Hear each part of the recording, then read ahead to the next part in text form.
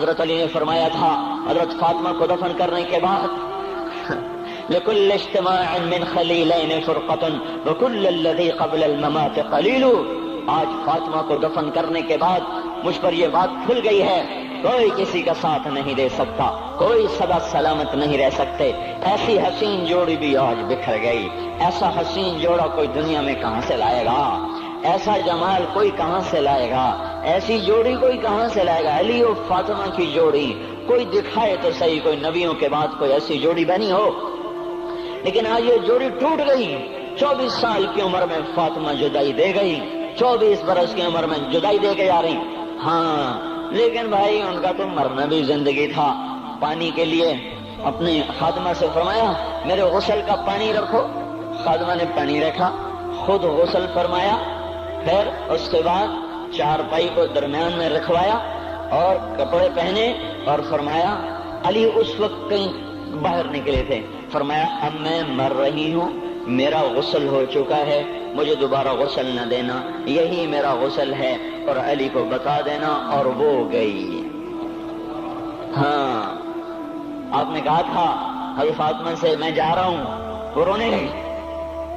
پھر آپ نے پھر کان میں کہا نہیں نہیں تو غم نہ کر، سب سے پہلے تو ہی مجھ سے آ کے ملے گی. پھر وہ ہنسنے لگی. حضرت عائشہ رضی اللہ عنہا دیکھ رہی تھی، پہلے روئی پھر ہنسی. تو کہا یہ کیا بات ہوئی؟ کہا مجھے میرے باپ نے کہا میں جا رہا ہوں تو مجھے رونا آیا. تو پھر انہوں نے فرمایا تو غم نہ کر، سب سے پہلے تو ہی مجھ سے آ کے ملے گی. تو پھر میں خوش ہو گئی. باپ کے جانے کے صرف 6 مہینے کے بعد ابا سے ملاقات ہو گئی.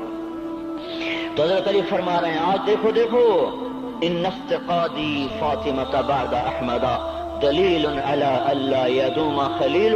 آؤ آؤ دیکھو دیکھو میں نے انہی ہاتھوں سے محمد مصطفیٰ کو قبر میں اتارا تھا، آج انہی ہاتھوں سے میں نے فاطمہ کو اتار دیا. آج مجھ سے کہ دنیا کا دھوکہ کھل گیا ہے، مجھے پتہ چل گیا ہے کہ یہاں کوئی دوستی سلامت نہیں رہ سکتی، کوئی گھر آباد نہیں رہ سکتا. کل بیت وان طالت سلامتها یوم ستدرکها النکباء والحباب. او میرے بھائیو کوئی گھر کتنا آباد رہے سلامت رہے، ایک دن آتا ہے کہ مکڑی کے جالوں کے سوا وہاں کچھ نہیں ہوتا، ہواؤں کی سنسناہٹ کے سوا وہاں کچھ نہیں ہوتا. اللہ کا واسطہ دیتا ہوں فیصلہ آباد سے دھوکہ نہ کھاؤ، اس کے بازاروں سے دھوکہ نہ کھاؤ، ہوش میں آؤ ہم غلط جا رہے ہیں. اور میرے بھائیو اگر مر کے اللہ کے پاس جانا ہے تو اس زندگی سے واپس آؤ، واپس آؤ. میں اللہ کو اس کے رسول کا واسطہ دیتا ہوں. اگر مر کے کہیں اور چلے جانا ہے، اگر مر کے اللہ کے پاس نہیں جانا یا اللہ کے رسول کا سامنا نہیں ہے، جو مرضی کرو. پھر ہم بھی چھوڑیں، اب ہمیں بھی کچھ سمجھاؤ. ہم کیوں بول بول کے گلے کی ایک ایک رگ میں درد اتار بیٹھے؟ گھر چھوڑ چھوڑ چھوڑ چھوڑ سارا وجود ہڈیوں میں درد اتر گیا ہے.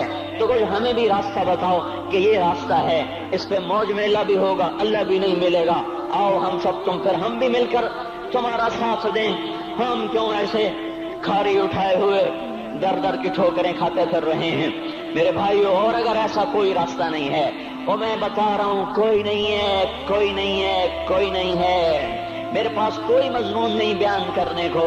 میں یہ نوجوانوں کو دیکھتا ہوں میرے بندر ٹوٹ جاتے ہیں، میں دیوانہ ہو جاتا ہوں کہ میں ان کے کیسے دلوں میں اتر کر ان کے دلوں کی لگاموں کو اللہ کی طرف پھیر دوں اور اس کے رسول کی طرف پھیر دوں.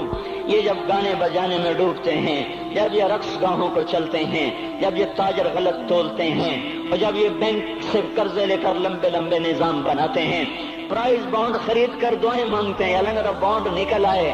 او میرا بھائی تجھے کیا ہو گیا؟ تو جوئے پر دعائیں کر رہا ہے کہ یا اللہ میرا بانڈ نکال دے.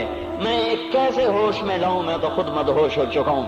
میں تو صدمے جیسے آدمی کو پاگل کر دیتے ہیں، دیوانہ کر دیتے ہیں. وہ دیوانگی کی کیفیت ہے کہ کوئی سنتا ہی نہیں، کوئی مانتا ہی نہیں.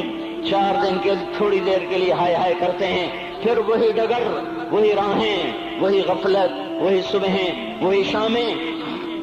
کہاں سے کوئی آئے گا؟ کون سی آواز آئے گی؟ کوئی قیامت کے کڑکا کو سننا چاہتے ہو؟ کیا آسمان کے دھماکے سن کے توبہ کرنا چاہتے ہو؟ کیا آسمان کی بجلیوں کو کونجتا دیکھ کر پھر توبہ کرو گے؟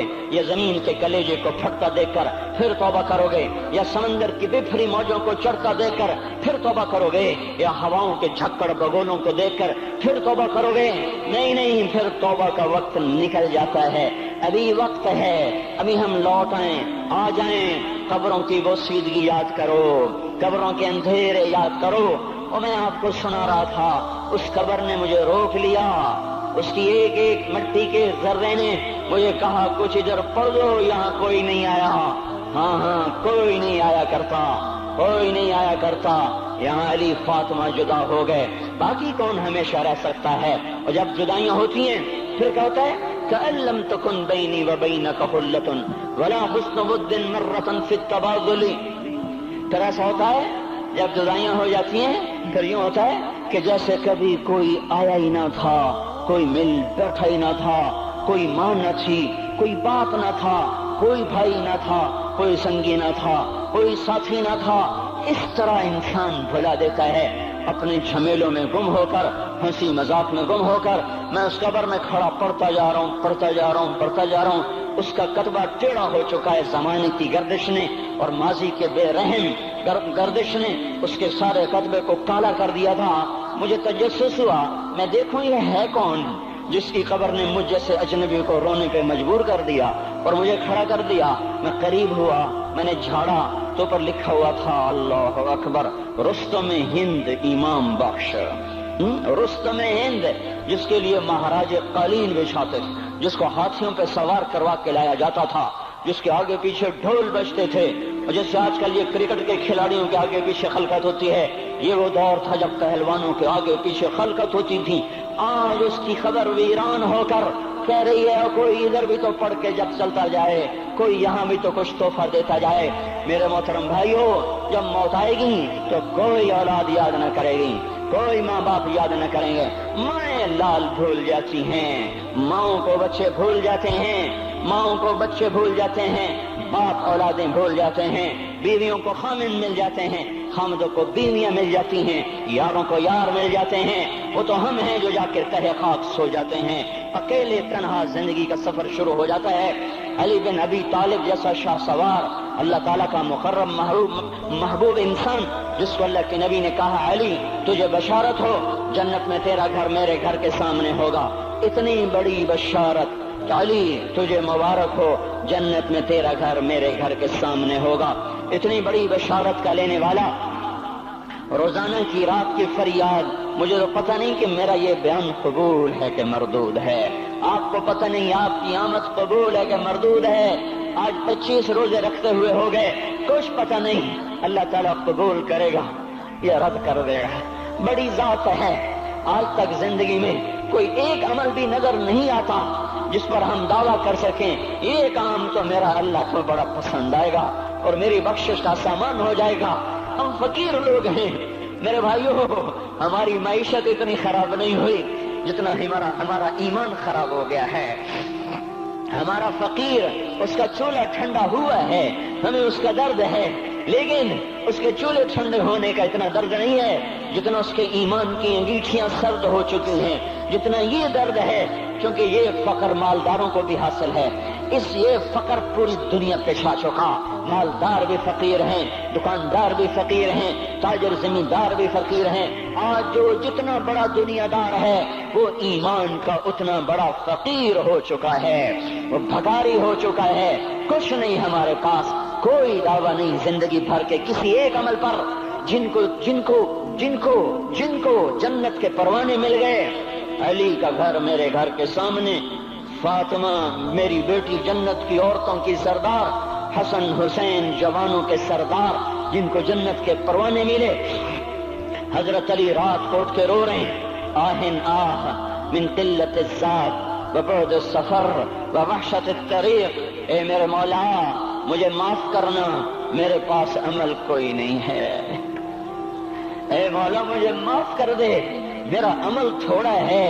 اور میں نے ابھی کیا کہا ہے، میں نے ابھی کیا بتایا آپ کو کہ علی کا گھر نبی کے گھر کے سامنے ہے، تو کچھ تو سوچو، کبھی تھوڑے عمل والا بھی دو جہان کے سردار کے گھر کے سامنے گھر بنا سکتا ہے؟ کبھی تھوڑے عمل والا اتنے مرتبے پہ جا سکتا ہے؟ وہ کیا کہہ رہے ہیں؟ یا اللہ میرا عمل تھوڑا ہے تو میرے پاس کیا ہے جس کا میں دعویٰ کروں؟ یا اللہ میرا عمل تھوڑا ہے، یا اللہ مجھے تنہا جانا ہے، یا اللہ راستہ بڑا خطرناک ہے، یا اللہ عمل کا توشہ تھوڑا ہے، اے میرے مولا مجھے معاف کر دے، مجھے معاف کر دے۔ یہ وہ ہیں جو معاف ہو چکے ہیں، جن کی بخشش ہو چکی ہے، اور مجھے تو پتہ نہیں ہے کس حال میں جانا